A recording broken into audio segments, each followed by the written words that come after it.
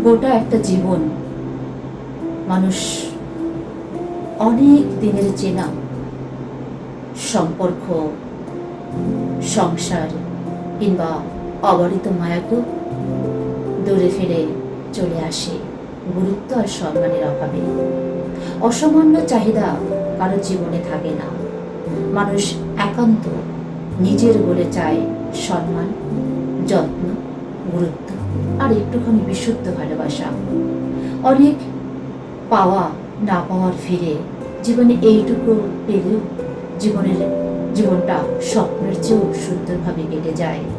মাঝে মাঝে সব কিছুর ঊর্ধ্বে গিয়ে আমরা পেয়েও মানুষগুলোর কাছে একটু সময় আর গুরুত্ব চাই, একটুখানি আদর আবদার প্রশ্রয় চাই।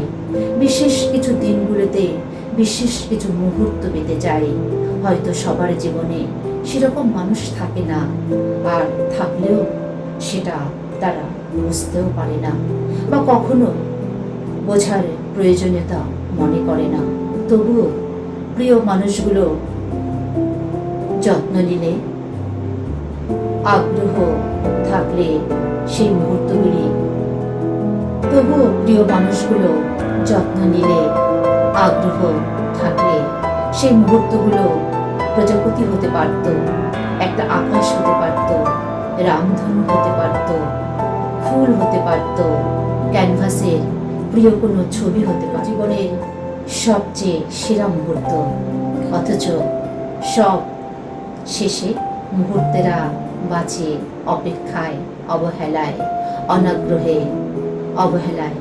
মানুষের ভিতর থেকে মরে যায়। অভিমান জমতে জমতে একদিন পাহাড় হয়। একসময় মানুষ প্রত্যাশা করা ছেড়ে দেয়, অভিমান অভিযোগ করা বন্ধ করে চুপ হয়ে যায়, ইচ্ছেদের উড়িয়ে দেয় আকাশে।